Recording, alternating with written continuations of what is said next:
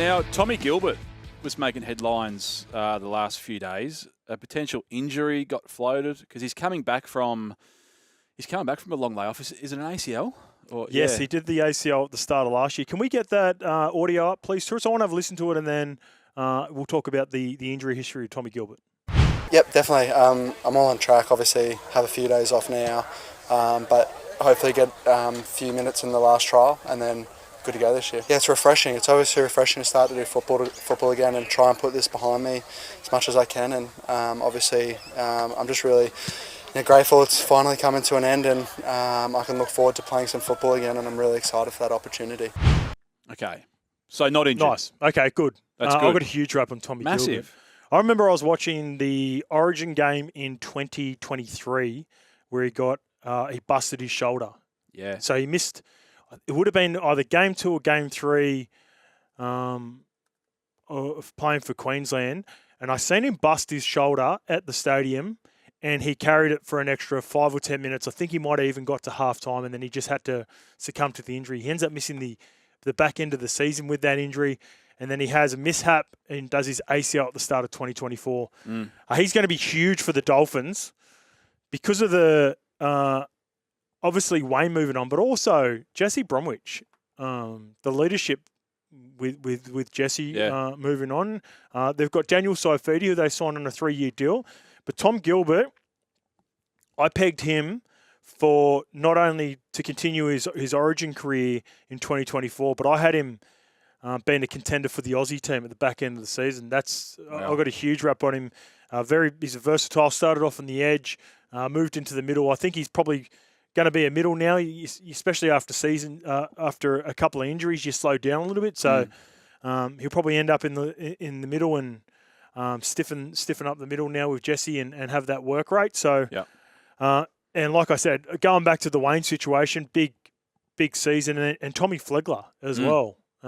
Still, the reports are pretty mixed with Tommy Flegler about the injury, whether he's going to come back, if he's going to play any part this year or potentially. I've heard people, and even Wayne himself said it's worrisome long term. Yeah, that's a big issue. You'd think they need both those big boys playing not only big minutes, but big number of games to go far. And you mentioned they lose Jesse, but one man, speaking of experience, big Marky Nichols, going into his 13th year. The GOAT. In the NRL, the GOAT. If you had told Mark 13 years ago that he was going to be here going into 2025, I reckon he'd be the most surprised bloke in Australia. Yeah, he might be. I've seen a few. I don't know Mark Nichols well either. I've watched him. I love watching guys like this, guys who get every little bit of inch out of their career. Well, every team needs one, right? You need a Mark Nichols who doesn't get all the plaudits. Well, he's one of those guys. He's turned into a cult figure, so he does get a few plaudits now, and rightly so, because he's just a workhorse. It's the 40-20 aspects probably help Mark Nichols. He looks like he's 35 from when he was 25. Proper toilet, does all the little things right. He's almost like that player. There's a couple of players that spring to mind that go down to Melbourne and just play good 4 to 5 seasons down there, do their job. But he's good for a sneaky meat pie throughout the year as well. He's actually pretty deceptive around the goal line. So he's done really well. Daniel Saifiti's in for a huge year, I reckon. It's a big, he would have been really disappointed to move on from Newcastle. Twin brothers there. Yeah. Daniel was the guy 5 years ago. Jacob sort of just went past him. Yeah. And then, he made his way into the Origin arena, and Daniel, for whatever reason. Yeah, he's become the sort of the forgotten forward. Well, it was Jacob. It was, like I said, Daniel was the sort of the main front rower out of the two, and he was sharing duties starting with Clemmer. That's right. Yeah. Jacob was off the bench. And then not only when Clemmer left, Daniel sort of lost his spot. And we talked about him before. Leo Thompson and Jacob had taken the starting role, and he was coming off the bench. So that's a big signing in terms of leadership and games, considering that they have lost both. Jesse Bromwich retired, and Flegler, the uncertainty with Flegler as well. How have you got the Finns going? Finns, they worry me. Just the Wayne factor. So I'm high on the Rabbitohs because of Wayne, and I'm also low on the Dolphins because of Wayne. Yeah. Just the track record of clubs it's post not great. Wayne. Yeah, it's not great. It is hard to get over, but the Dolphins are a little bit different. Like he was obviously they're a new club. Everyone knows that. It feels like the clubs that he's left, he was trying to get he was just squeezing the lemon till it was dry, because he thought it was a last ditch effort to win a comp or whatever it was, and has left him in less than desirable situations. Feels different for the Finns. It feels like he was always set up just for that period to get him establish them as an NRL team, and then he would make way. Yeah, the Rabbitohs did have one good season after he left, remember? That's I think Dimitro got him all the way to a prelim. Yep. So it's not like they completely fell off the cliff as well. Yeah. They had a couple of rough seasons following, obviously, which led to the end of Dimitro and Wayne's back. But you're right. I think there is, in terms of one of the more underrated, we talked about spines on Saturday with the Mower. Shane Richardson reckons he's got the best spine. In terms of underrated, it's right up there. I love Hammer. I think Hammer's, if I was to start a franchise, if I was to start a team, and you're looking at outside backs, Hammer would be right at the top of my list. Yeah. You play centres, obviously plays fullback, can break a game open. Now, he's not going to pull you apart with some shape and that double cutout, which the Kalins and the Reece Walshes and that can do. But he does so many other things better at his position that they can't. Love Isaiah Katoa. Bit of a roller coaster up there. He's been in and out over the last couple of years, but he's still young, super young. Yeah. Got a really good head on him. And Jeremy Marshall-King, he just needs to stay fit. That's his only problem, because he's a top 5 hooker if he's fit, Jeremy Marshall-King. But he hasn't been able to string 10 to 15 games together since your time at the Bulldogs. Even when he was at the Bulldogs, he was struggling to stay on the footy field. What do you make of the Katoa, in and out of the side at the back end of last year? I think I'm certainly put my hand up as forgetting just how young he is. And we do heap a lot of pressure on these young playmakers that come in. We expect them just to be Nathan Cleary when they're 20 years old. It's a once in a generation. How do you see him going this year after? Does it create more? I guess my question is, does that create more pressure on him this year? The fact he was sort of in and out, he's sort of fighting for that spot. Well, he was consistent all year, had a really good season. It was only right at the death. I had a good chat to him at my golf day. He come and played in the golf day, and I had a chat to him about the communication with Wayne at the back end of the season. He's got a really good head. He's so mature. The way he speaks, the way he understood what happened. He's got a really good temperament. Like when you hear guys like Andrew Johns and Matthew Johns talk about his temperament, his tempo, the way he plays, he's on the right path. And a thing that's going to help him out is Christian Wolf, who's the coach now there. He's been he gave him his Tongan jersey before he'd even played NRL. Remember at the World Cup a couple of years ago. So they've had a relationship for 2 or 3 years, going back to his time with the Tongan team. So I feel like they got to find a long-term answer next to him. Dylan Brown's a name that's been floated around recently. Cody Nickarima been a great servant and actually probably had a better season than Isaiah Katoa last year. But long-term, I don't think the Dolphins would be looking for Cody to partner him. So I think it's more you're looking for a little bit of help, because when you look at both Cody Nickarima and Hamiso Tabuai-Fudo, they're both better ball runners than they are distributors. Yeah. So a little bit of help with one or two of the positions where he doesn't feel like he has to do everything. I think potentially the pressure of controlling the team and doing all of that at the back end of the season might have got to him a little bit. But he, like I said, he wasn't overwhelmed. He's got a good head on him, and I think he'll be in for a big season. It's just the only thing is, I love everything about the Dolphins except the Wayne factor. It's just Wayne moving on that scares me. It is hard. It is very, very hard to overlook, isn't it? It's the elephant in the room for the Dolphins. But I sort of get the feeling we're going to know pretty quickly with them how things are shaping up early in the year. So so you mentioned his name, Dylan Brown. Let's go there. Dan Walsh from the Sydney Morning Herald reporting that Brown could reach up to $1 million on the open market. Is he not already on? I would have thought he was on $1 million already. Something similar to that anyway. So the story broke. The email was sent last week, just testing the market. This is from 26. He's got the option to explore. Okay. I believe your old manager as well, Gavin Orr, was the sender of the email.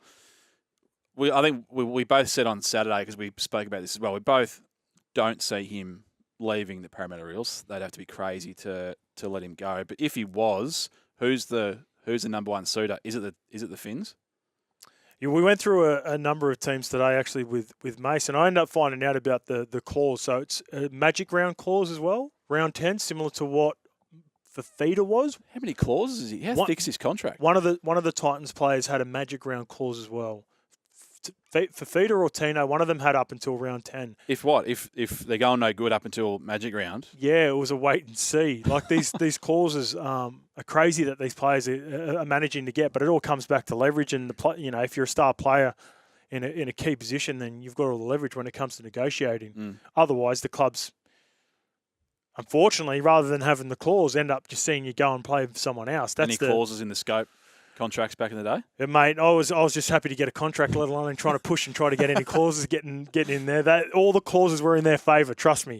Whenever I got any done, but we were talking. I was talking to Mace about this morning, and he just if he does end up leaving Parramatta, does Dylan Brown just look and feel like a Rooster to you? Oh, how have they not been part of the convo already? Because whenever a $1 million player gets thrown up, they're the first team that gets. You would think that they've got a whole heap of cap room. Jared's moved on. Kiri's moved on. Legitimate cap room now as well. So, like legitimate. That Nick doesn't even have to go and get Fletch involved in negotiations and get him looking after the players. As soon as May started, talking about that, I just thought that would make so much sense. He stays in Sydney. They've got the cap space. What do we got here? With a text coming in? 422. Boys, do we really think Dylan Brown is worth $1 million? He's a $750K player on career form. Are they going to pay him on potential for the rest of his career? I think you do. I think at this age, 422, because you like to think teams, franchises, they project as well. Yeah. And he has put together a couple of solid seasons. He's played for his country. He's got Parramatta all the way to a final. That 2022 season, that was his best season by far. Had a really good combination with Sean Lane that year. Yep. You throw in factors with like Mitch Moses getting injured, and him trying to play 7 doesn't suit him. So that ruined his year as well. Not only did it ruin Moses' year, it ruined Dylan Brown's for me as well. Some people are higher on 7s than they are 6s as well. So that's maybe the question from 422 is where are you willing to pay $1 million for a 7? You probably are. Some of the 6s, you might not. And I guess that was the biggest question mark on Jerome as well. Jerome Law, we're talking about Jerome Law's situation this past couple of years. People didn't think he could play 7. We proved them wrong last year when Nath was out.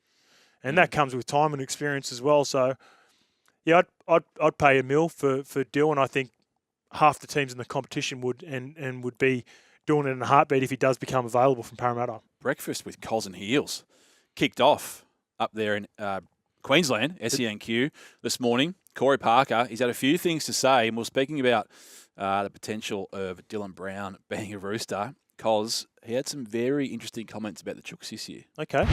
The Sydney Roosters will not make the top 8. I think the players they have lost 1,257 games of experience from last year. 1,257. Luke Keary, dual premiership player, gone. Joseph Manu, incredible X-Factor player, gone. Terrell May, up-and-coming middle forward, gone. Joseph Swali'i, unbelievable young superstar, gone. Satili Tupanua, gone. Where'd he go? He's gone to the Bulldogs. Yeah, good. Jared Waweera-Hargreaves, gone. Their heartbeat of their pack, their barometer. Sam Walker's still out for half the year with a knee injury. Brandon Smith is still out half the year with a knee injury coming back from those ACLs. I just don't understand how the Roosters, who normally have their finger on all the pulse for a contingency plan moving forward, have let so much experience go. There he is, Corey Parker. He's coming out swinging on day one. That's what we've got to look forward to for this year. Love it. On Coz and Heels, he's not backwards in coming forwards, is he? What about Coz? some of the names that have moved on from the Roosters? It's a valid point. Pretty hard. I was in my head trying to come up with some sort of counter argument to that.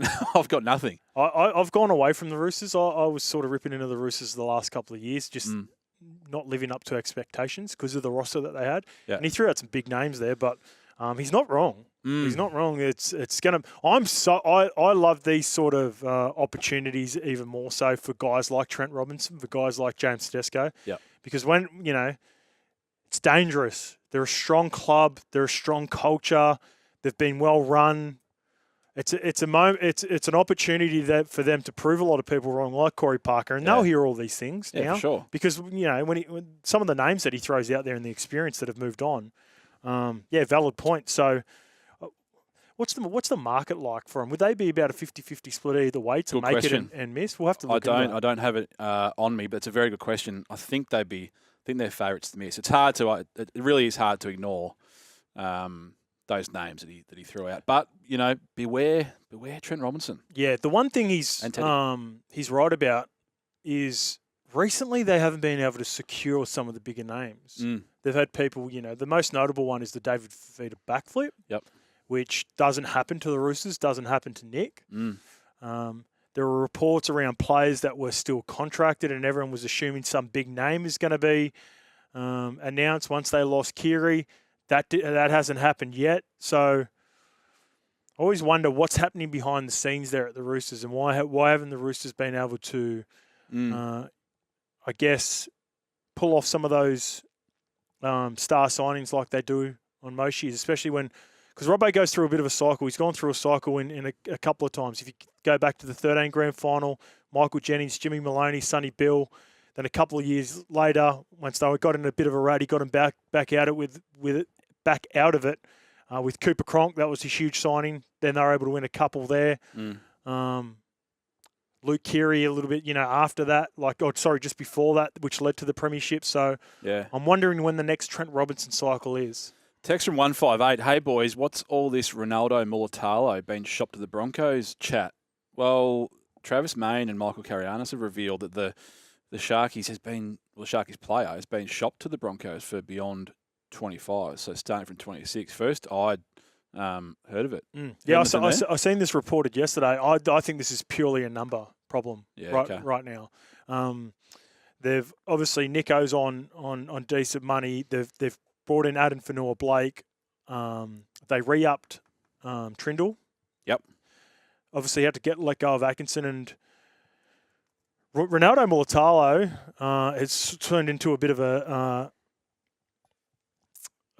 he's got a lot of influence at that club. You look back to the Melbourne Storm game. Remember when they won that, and he got all the team in together, and it's rare. You don't see it much where a winger has such an influence as Ronaldo Mulitalo's had.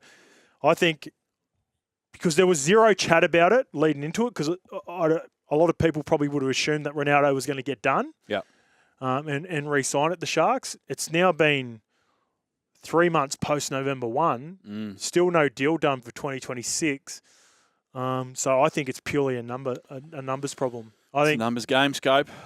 It's a numbers game. What would you pay for a guy like Ronaldo Mulitalo? Because wingers, you're around the 500-600. Yeah, I reckon for the top tier ones these days. 600 come to mind straight off the top of my head, because they are so important to the overall cog now. Yeah. And he's got a big old tough carry in him as well, old Ronnie. What, you're still here? Well, you can see more on the Joel and Fletch socials and catch us live on SEN Radio, you beautiful humans.